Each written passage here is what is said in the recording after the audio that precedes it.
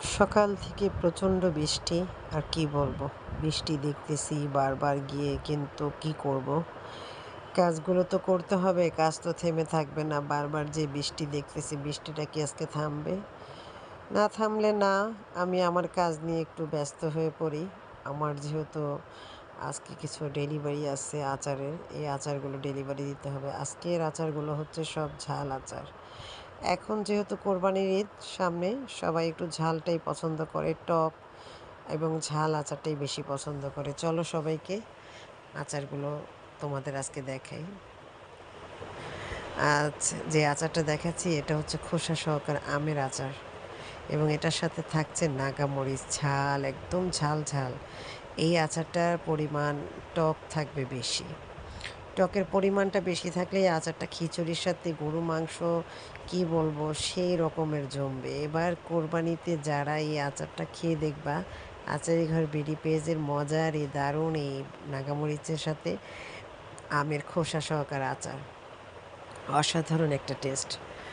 এই যে তোমাদের দেখাচ্ছি খুব কাছ থেকে দেখো, যারা ঝাল পছন্দ করো, আজকে সব ঝাল আচারগুলো দেখাচ্ছি। আজকে অবশ্য আমার যে ডেলিভারিটা যাবে, আমি চিন্তা করলাম তোমাদের সাথে একটু শেয়ার করে নিই। তো কাজ না থাকলে অনেক সময় দেখা যায় বৃষ্টির কারণে ঘরে বসে বসে এখন আমার আচারের ডেলিভারিগুলো কোথায় কোথায় দিতে হবে। আজকে যেহেতু বৃষ্টি, কালকে সব কিছু ডেলিভারি দিব।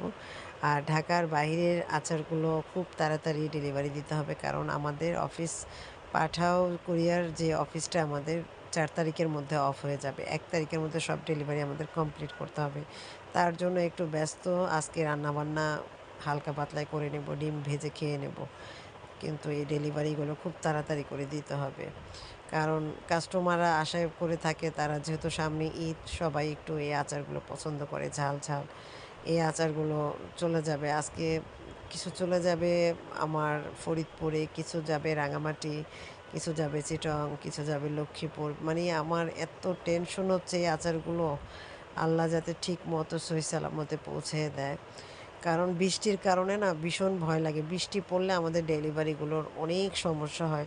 ডেলিভারি ম্যানগুলো আসতে চায় না, দেখা যায় অনেক কষ্ট হয় ডেলিভারিগুলো, বৃষ্টির মধ্যে এলাকায় পানি ওঠে, তখন তারা অনেক সময় আসে না। যেমন আজকে আসবে না, তো আজকে সব কিছু রেডি করে একদম সব কিছু প্যাকিং করে ফেলবো।